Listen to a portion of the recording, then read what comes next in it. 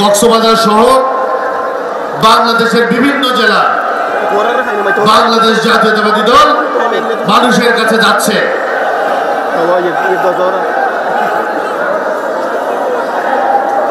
কারণ কি, পতিত স্বৈরাচার যখন ক্ষমতা প্রলম্বিত করতে চেয়েছিল একটি আওয়াজ তুলেছিল, গণতন্ত্রের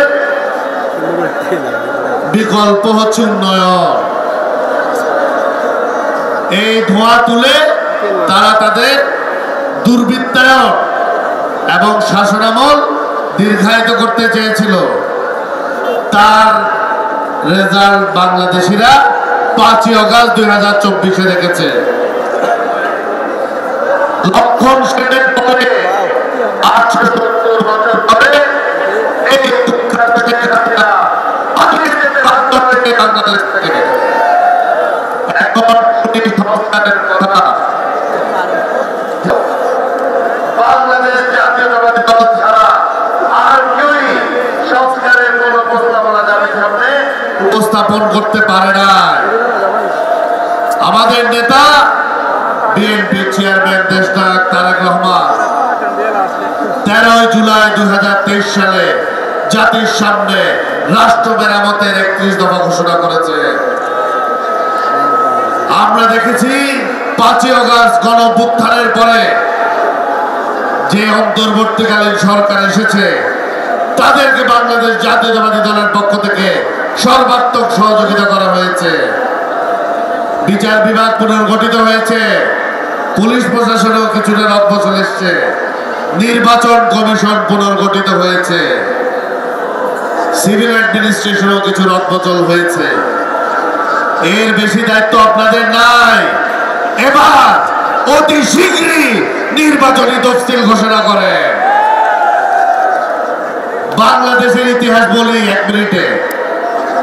1971 সালে যখন বাংলাদেশি তৎকালীন রাজনীতিবিদরা ওনাদের দায়িত্ব পালন করতে ব্যর্থ হয়েছে, আমাদের দলের প্রতিষ্ঠাতা শহীদ রাষ্ট্রপতি জিয়াউর রহমান কালুরঘাট থেকে স্বাধীনতার ঘোষণা দিয়ে, মুক্তিযুদ্ধের ঘোষণা দিয়ে উনি বাংলাদেশে যুদ্ধ করে দেশকে স্বাধীন করেছে।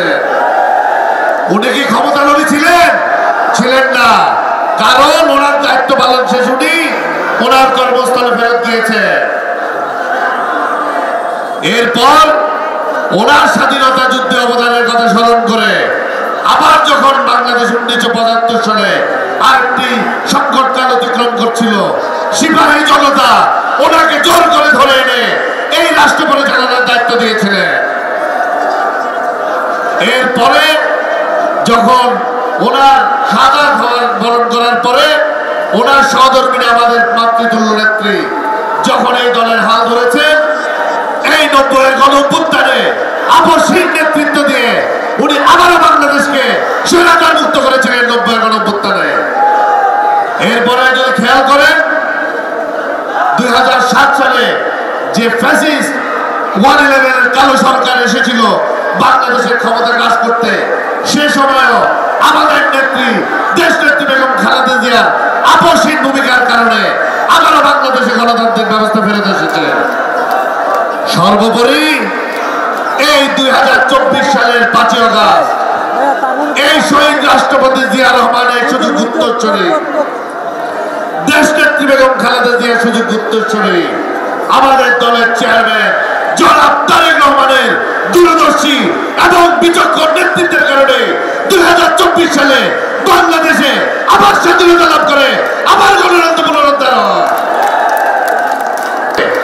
বাংলাদেশের স্বাধীনতা এবং সার্বভৌমত্ব যতবারই সংকটে পড়েছে, এই জাতি, এই দেশবাসী আস্থা রেখেছে শহীদ জিয়ার পরিবারের উপর। এখনো তারা এই শহীদ জিয়ার পরিবারের উপর আস্থা রাখে। আজকে যদি আপনাদেরকে জিজ্ঞাসা করি, আপনাদের দৃষ্টিতে একটা ব্যক্তির নাম বলুন যে আগামীতে বাংলাদেশের প্রধানমন্ত্রী হতে পারে, কি নাম বলবেন আপনারা? সবাই এক নাম বলবে। এরকম দ্বিতীয় ব্যক্তি কি আছে বাংলাদেশে? তারেক রহমান ছাড়া নেই। এখন আসেন সংস্কার। সংস্কার আর পরীক্ষা।